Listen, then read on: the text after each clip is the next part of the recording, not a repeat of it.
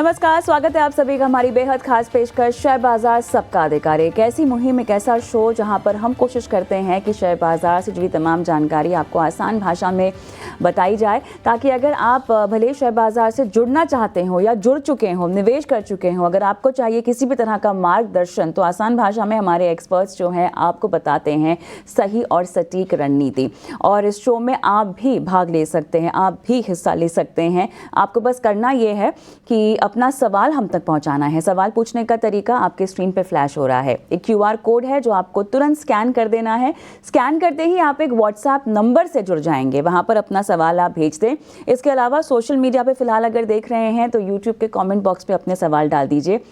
सवाल शेयर बाजार की चाल को समझने से लेकर कोई स्टॉक स्पेसिफिक जानकारी भी अगर आपको चाहिए हो तो वो भी आप हमसे पूछ सकते हैं। अगर स्टॉक स्पेसिफिक सवाल पूछना चाहते हैं तो स्टॉक का नाम डाल दीजिएगा, किस भाव पे खरीदा है और कब तक इसमें रुकना चाहते हैं, इस तरह की जानकारी हमें ज़रूर ही दीजिएगा। तो चलिए शो की भी शुरुआत करते हैं और हमारे साथ खास मेहमान के तौर पर जुड़ गए हैं यस सिक्योरिटीज़ के लक्ष्मीकांत शुक्ला और चॉइस इक्विटी ब्रोकिंग के कुणाल परार। आप दोनों का स्वागत है इस खास पेशकश में। दर्शकों का जुड़ना भी शुरू हो चुका है, लेकिन उससे पहले एक अहम खबर की ओर हम रुक कर लेते हैं। दरअसल आरबीआई गवर्नर शक्तिकांता दास का कार्यकाल तीसरी बार फिर से बढ़ सकता है और सूत्रों के हवाले से जो खबर मिल रही है उसके मुताबिक महाराष्ट्र चुनाव के बाद शक्तिकांता दास का कार्यकाल बढ़ाने का ऐलान भी किया जा सकता है। अनुराग जोशी हमारे सहयोगी तमाम डिटेल्स लेकर हमारे साथ जुड़ चुके हैं। अनुराग, बताइए क्या जानकारी आपके हाथ लगी है? भारतीय रिजर्व बैंक गवर्नर शक्तिकांता दास का कार्यकाल बढ़ाया जा सकता है। सूत्रों ने ईटी नाउ स्वदेश को बताया है सरकार शक्तिकांता दास के कार्यकाल बढ़ाने के पक्ष में है, ऐसा सूत्रों ने हमें बताया है। और शक्तिकांता दास को तीसरी बार कार्यकाल में एक्सटेंशन मिल सकती है और यह एक्सटेंशन 1 या 2 साल की हो सकती है। प्रधानमंत्री कार्यालय के द्वारा इस मामले में अंतिम निर्णय लिया जाएगा और ये निर्णय महाराष्ट्र के जो चुनाव हैं इस महीने जो संपन्न हो रहे हैं उसके बाद लिया जा सकता है।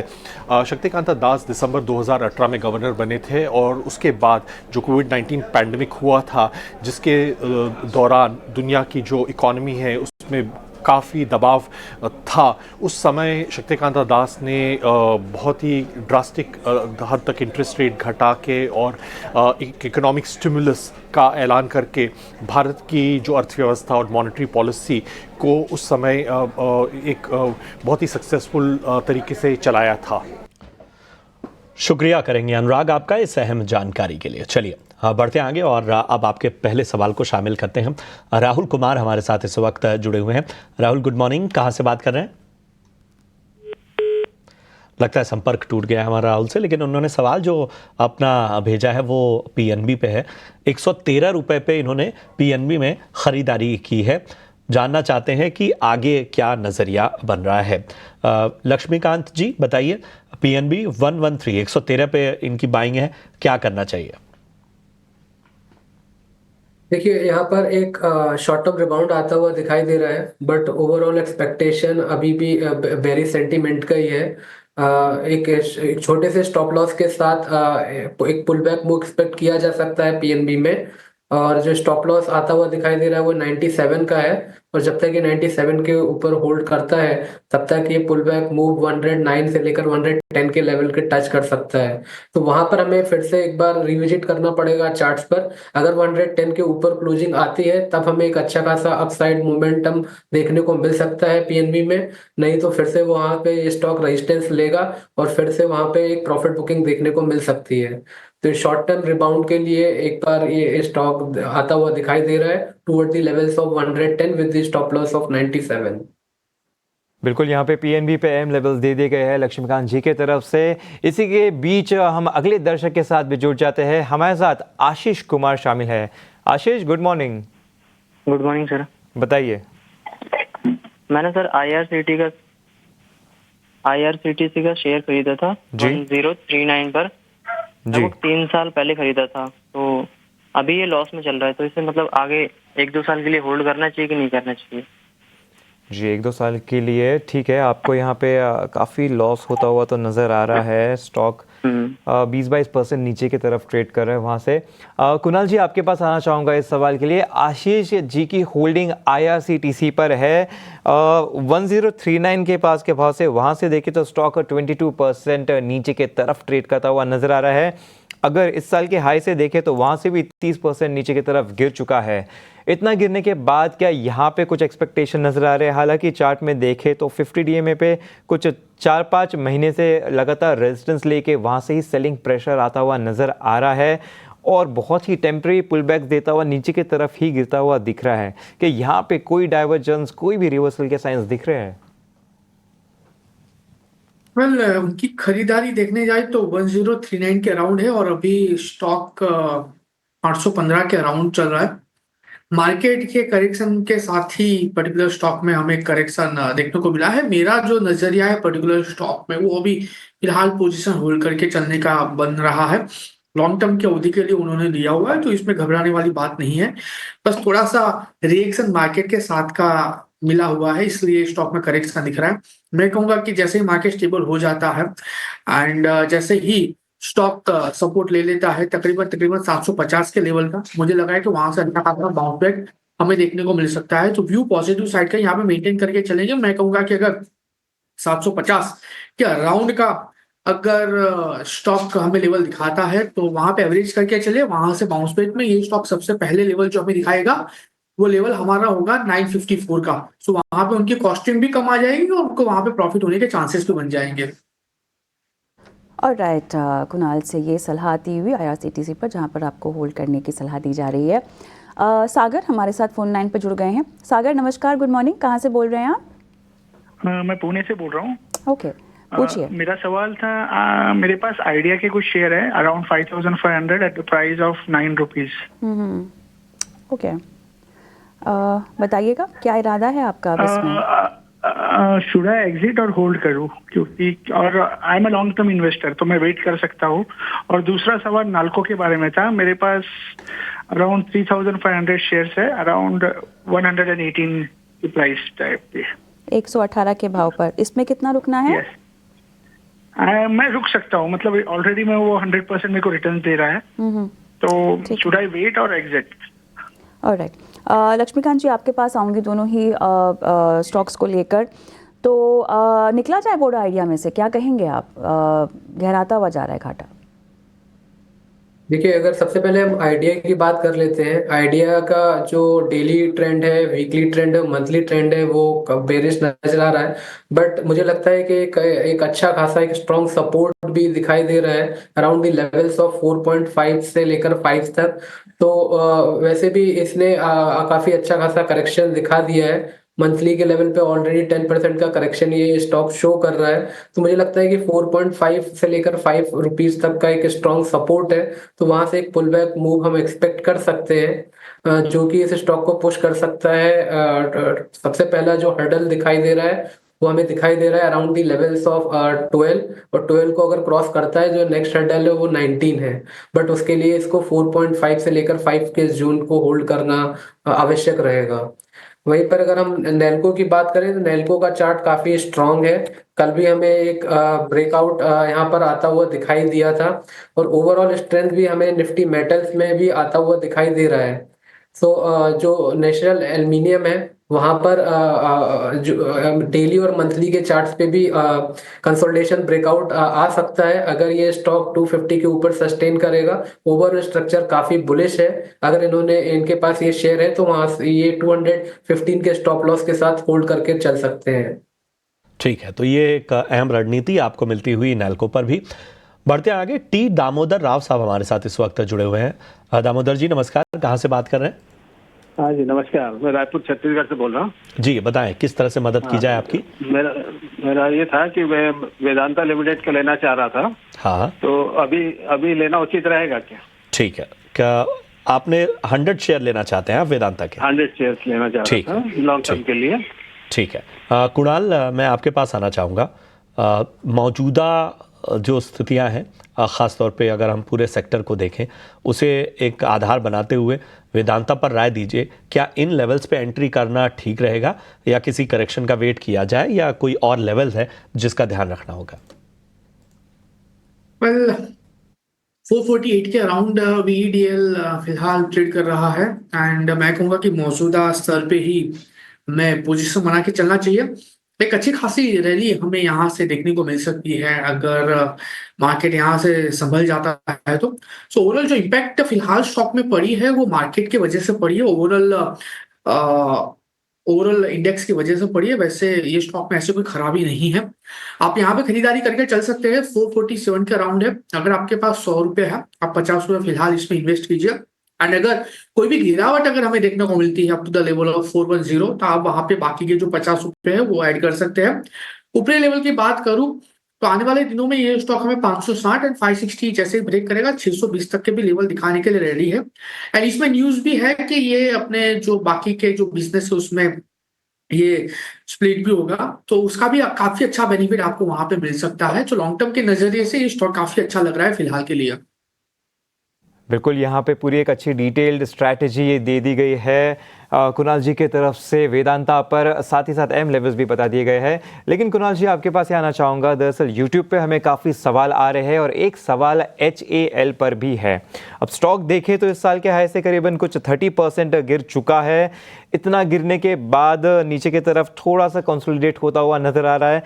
अब जिस लेवल पे है हम देख रहे हैं कि इसी साल जून में शायद 6-7 जून के आसपास ही एक लो बना था 4000 के आसपास, जहां से एक अच्छी बाइंग होती हुई नजर आई थी। स्टॉक वहां पर ही कहीं ना कहीं रुकता हुआ नजर आ रहा है, तो क्या ये लेवल एक अच्छे सपोर्ट की तरह एक्ट कर सकता है?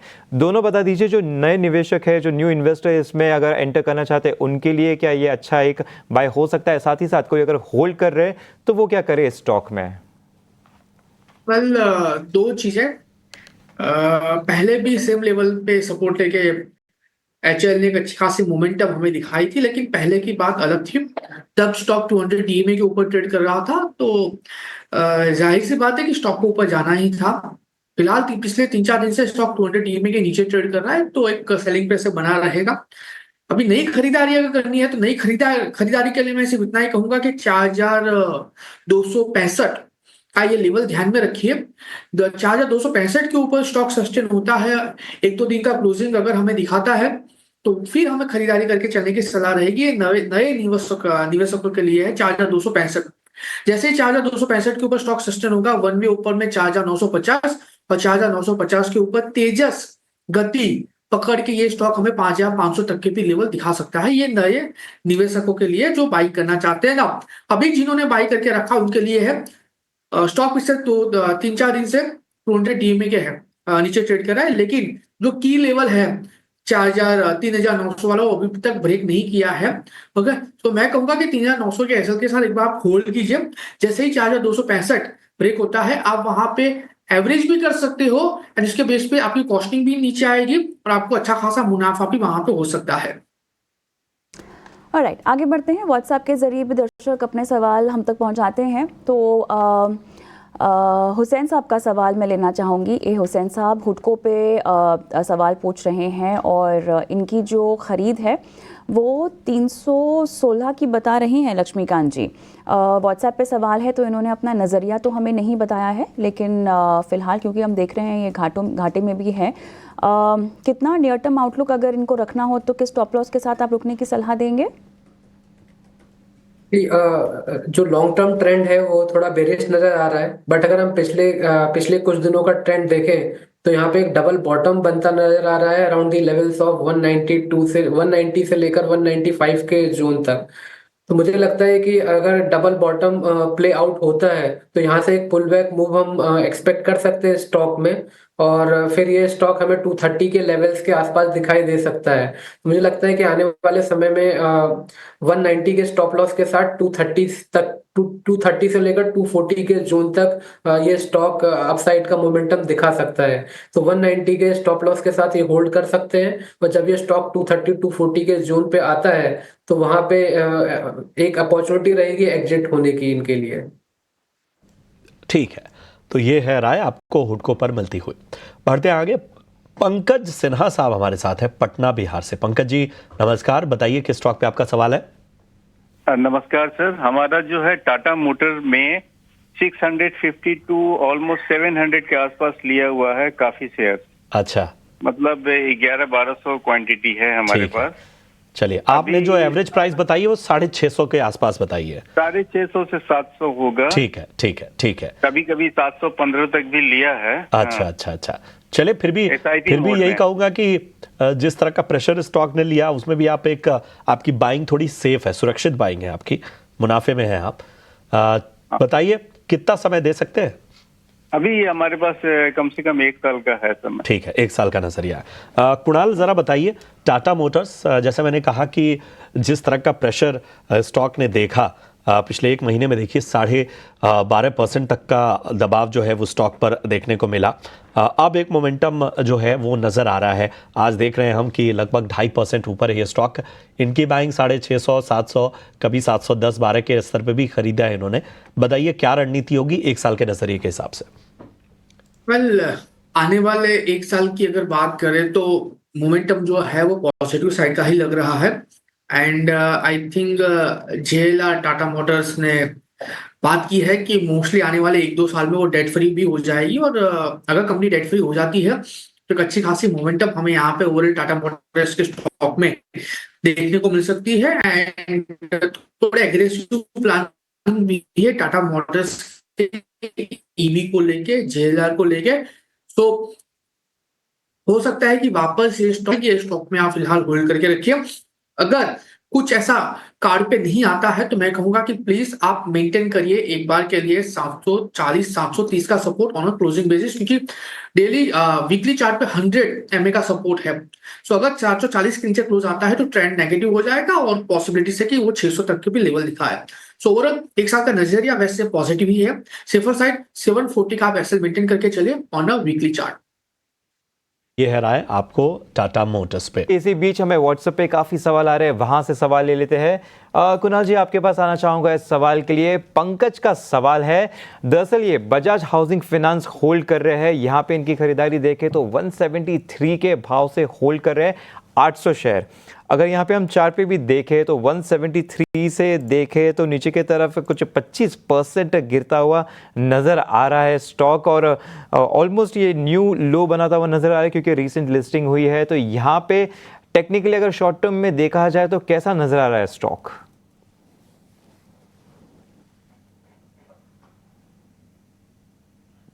कुणाल जी, आपसे बजाज हाउसिंग की बात करें, नो डाउट 173 की खरीदारी है उनकी एंड अच्छी खासी क्वांटिटी उन्होंने जमा करके रखी है। लेकिन शॉर्ट टर्म के लिए तो मैं कुछ नहीं कहूंगा, लेकिन मैं लॉन्ग टर्म का नजरिया जरूर बताऊंगा। जो स्टॉक है 128 के अराउंड है।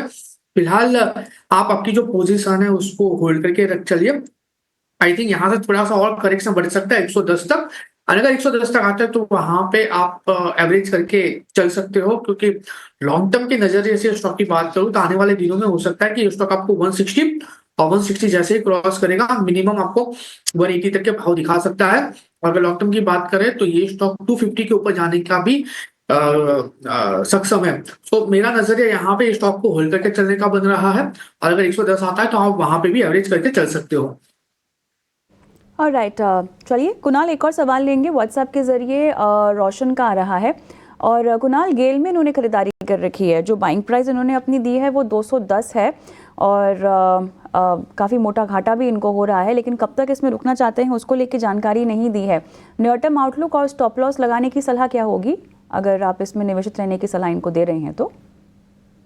वेल, स्टॉक का 188 का राउंड है और मल्टीपल सपोर्ट फिलहाल 180 के लेवल पे आ रहा है। मैं कहूंगा कि 180 का एक एसएल मेंटेन करिए क्लोजिंग बेसिस पे। अगर वो ब्रेक हो जाता है तो लाइकली चांसेस है स्टॉक नीचे 160 तक भी आ जाएगा। तो 180 का क्लोजिंग एसएल मेंटेन करके फिलहाल होल्ड करके चलने की सलाह दूंगा मैं। चलिए कुणाल, इसी के साथ शो को समाप्त करने का समय भी हो चुका है। जाते जाते आपके डिस्क्लोजर्स जानना चाहेंगे। वेल, जो भी स्टॉक का डिस्कशन किया है, जो भी स्टॉक में हमने बाय रिकमेंडेशन दिया है, एवरेज करने के लिए कहा है, वो पर्टिकुलर स्टॉक में कोई पोजीशन नहीं है। क्लाइंट वाइज पोजीशन वो स्टॉक में हो सकती है। कुणाल, धन्यवाद, आपका समय निकाला और विस्तार से दर्शकों का मार्गदर्शन भी किया। ऑलराइट, तो इसी के साथ मुझे, प्रशांत और अंश को भी इजाज़त दे।